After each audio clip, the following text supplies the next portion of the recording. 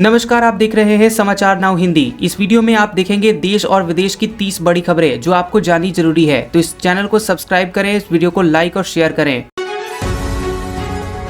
America ने लगाया 500% tariff, तो क्या रूस से तेल खरीदना बंद कर देगा भारत? विदेश मंत्रालय ने दिया इस सवाल का जवाब। अमेरिकी सीनेटर लिंडसे ग्राहम ने बताया कि राष्ट्रपति ट्रंप ने रूस पर प्रतिबंध लगाने वाले बिल को मंजूरी दी है। इस बिल के तहत भारत, चीन और ब्राजील जैसे देशों पर रूसी तेल खरीदने पर अमेरिका में भारी टैरिफ लगाया जा सकता है। विदेश मंत्रालय ने कहा कि भारत इस प्रस्ताव से अवगत है और सस्ते ऊर्जा स्रोत के लिए अपनी रणनीति बना रहा है।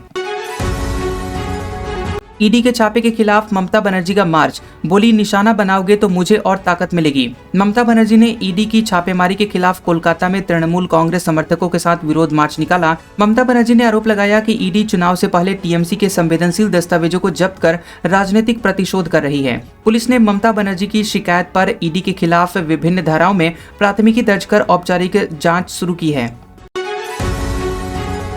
अब दोनों साथ, परिवार के तनाव पर अजीत पवार का बड़ा दावा, राज ठाकरे की स्पीच को बताया मिमिक्री। अजीत पवार ने कहा कि राष्ट्रवादी कांग्रेस पार्टी के दोनों गुट अब एकजुट होकर चुनाव लड़ रहे हैं। अजीत पवार ने कहा कि महायुति अलग अलग नगर निकाय चुनाव लड़ रही है क्योंकि उनकी चुनाव रणनीति में अंतर है। अजीत पवार ने राज ठाकरे के भाषण को मिमिक्री शो बताया।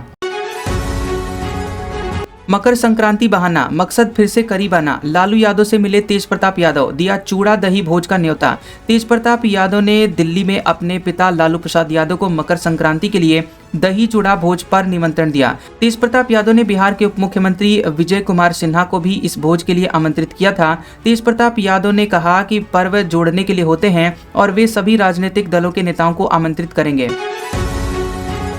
अपने काम पर ध्यान दें, उमर खालिद को लेटर लिखने वाले न्यूयॉर्क के मेयर ममदानी को भारत का दो टूक जवाब। भारत सरकार ने न्यूयॉर्क के मेयर ममदानी के जेल में कैद उमर खालिद को लिखे समर्थन पत्र पर तीखी प्रतिक्रिया दी है। विदेश मंत्रालय ने कहा कि सार्वजनिक पदों पर बैठे लोगों को अन्य लोकतंत्रों की न्यायपालिका का सम्मान करना चाहिए। प्रवक्ता ने यह भी कहा कि ऐसी टिप्पणियां करने के बजाय बेहतर होगा कि वह अपनी जिम्मेदारियों पर फोकस करें। तब न्याय यात्रा से मिली थी सत्ता, अब नए साल में क्या कुछ साधने की तैयारी में है नीतीश, जान लीजिए। नीतीश कुमार 14 जनवरी के बाद 16वीं बार प्रदेश की यात्रा पर निकलेंगे, जिसका उद्देश्य जनता से सीधे संवाद है। न्याय यात्रा के बाद 2005 में एनडीए को पूर्ण बहुमत मिला था, जिससे नीतीश कुमार को पहली बार सत्ता मिली थी। प्रगति यात्रा के दौरान महिलाओं को रोजगार के लिए वित्तीय सहायता देने का आइडिया चुनाव में निर्णायक साबित हुआ था।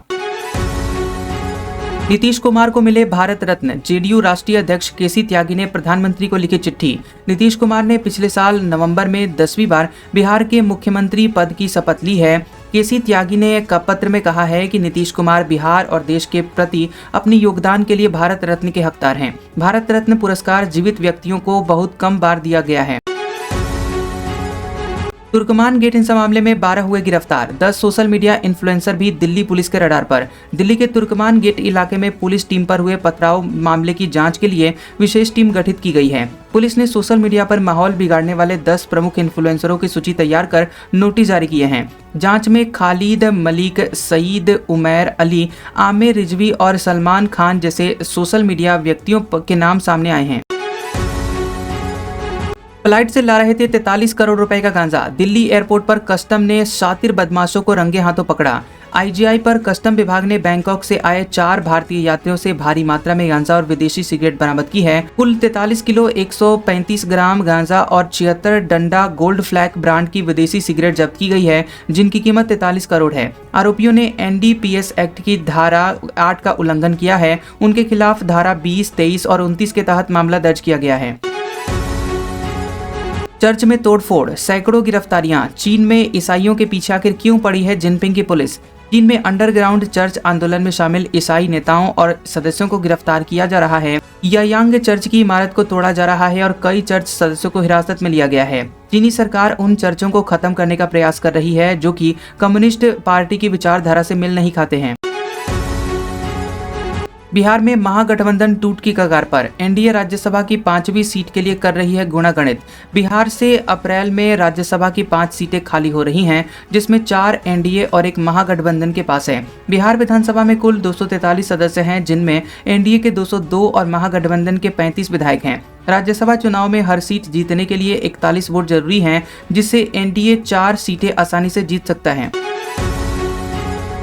मुनीर ने मुंह की खाई। गाजा में पाकिस्तानी फौज के सवाल पर इजराइल बोला, तुम भरोसे के लायक नहीं।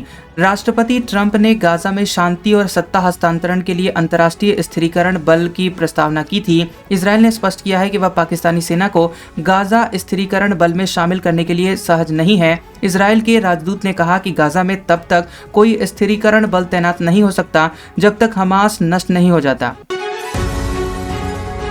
राज्यसभा को मिलेगा नया उपसभापति, हरिवंश की वापसी मुश्किल। जेडीयू का नियम आ रहा है आड़े। राज्यसभा के उपसभापति हरिवंश नारायण का कार्यकाल अप्रैल में खत्म हो रहा है। देखना दिलचस्प होगा कि क्या जेडीयू हरिवंश को अपवाद के तहत तीसरा कार्यकाल देगी। मौजूदा रणनीति में हरिवंश का संसद के ऊपरी सदन में वापसी मुश्किल दिख रही है।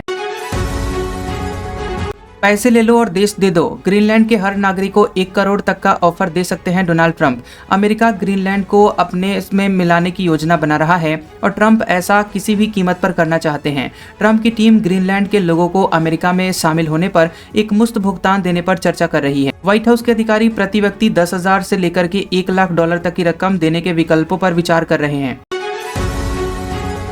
ईरान में ये हो क्या रहा है? सड़क पर संग्राम में से सत्ता में बेचैनी। भारत के लिए आखिर क्यों अहम है तेहरान? ईरान की सड़कों पर उठी आग अब सत्ता के दरवाजे तक पहुंच चुकी है। प्रतिबंधों और महंगाई ने जनता को विरोध के लिए मजबूर कर दिया है। ईरान की अस्थिरता भारत की तेल सुरक्षा और रणनीतिक योजनाओं के लिए बड़ा खतरा बन रही है।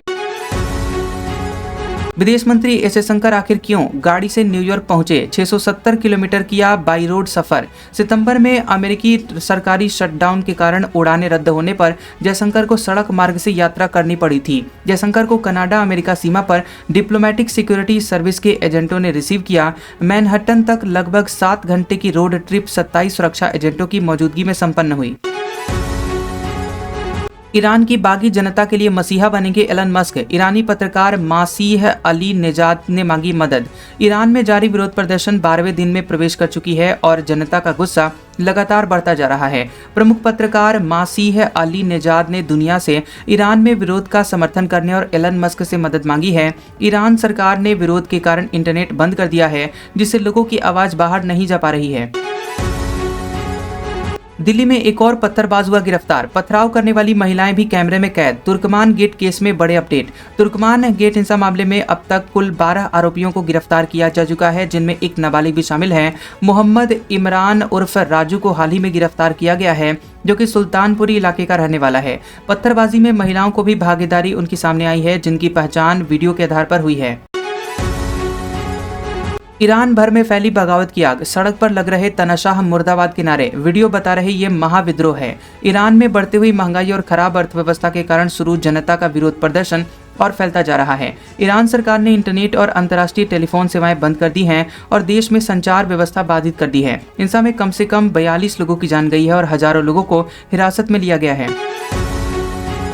ममता के राज में राज्यपाल भी सुरक्षित नहीं। गवर्नर को बम से उड़ाने की धमकी। अमित मालवीय ने सीएम को बताया आपदा। पश्चिम बंगाल के राज्यपाल सीवी आनंद बोस को धमकी भरा ईमेल मिलने के बाद उनकी सुरक्षा बढ़ा दी गई है। धमकी वाले ईमेल में एक मोबाइल नंबर भी दिया गया था, जिसे लेकर पुलिस ने तुरंत कार्रवाई शुरू की। भाजपा नेता अमित मालवीय ने राज्य की कानून व्यवस्था पर सवाल उठाते हुए ममता बनर्जी पर तीखे आरोप लगाए हैं। ट्रंप को अपनी ही टीम पर भरोसा नहीं। स्पाई चीफ और जेडी वेंस को वेनेजुएला मिशन में शामिल न करने पर बड़ा दावा। अमेरिकी मीडिया की रिपोर्ट के मुताबिक ट्रंप ने वेनेजुएला ऑप की योजना तुलसी गबार्ड और जेडी वेंस को नहीं बताई थी। ट्रंप ने राष्ट्रीय सुरक्षा टीम की महत्वपूर्ण बैठकों से तुलसी गबार्ड को बाहर रखा था, क्योंकि उन पर भरोसा नहीं था। उपराष्ट्रपति जेडी वेंस ने रिपोर्ट को पूरी तरह गलत बताया और कहा कि वे वेनेजुएला ऑपरेशन में शामिल थे। दिल्ली में ठंड, कोहरे और शीतलहर का ट्रिपल अटैक। जान लीजिए कहां बढ़ेगी बारिश से टेंशन।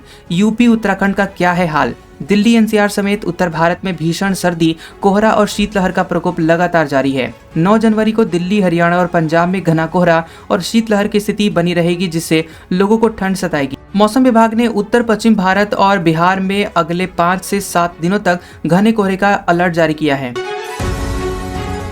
तुर्कमान गेट हिंसा मामले में 10 सोशल मीडिया इन्फ्लुएंसर्स की पहचान। पुलिस ने एक को किया तलब। दिल्ली पुलिस ने फैज-ए-इलाही मस्जिद ध्वस्त होने की झूठी अफवाह फैलाने वाली इन्फ्लुएंसर को पूछताछ के लिए बुलाया है। पुलिस ने मस्जिद ध्वस्त होने के बारे में 10 अफवाह फैलाने वाले सोशल मीडिया अकाउंट्स की पहचान की है। अफवाह फैलाने वाली सामग्री भ्रामक और गलत साबित हुई, जिससे हिंसा भड़क गई और पुलिसकर्मियों पर पथराव हुआ। पिनाका रॉकेट लॉन्चर को अपग्रेड करेंगे टाटा और एल&टी। भारतीय सेना ने दिया बड़ा ऑर्डर। भारतीय सेना ने पिनाका रॉकेट सिस्टम को आधुनिक बनाने के लिए एल&टी और टाटा को बड़ा ऑर्डर दिया है।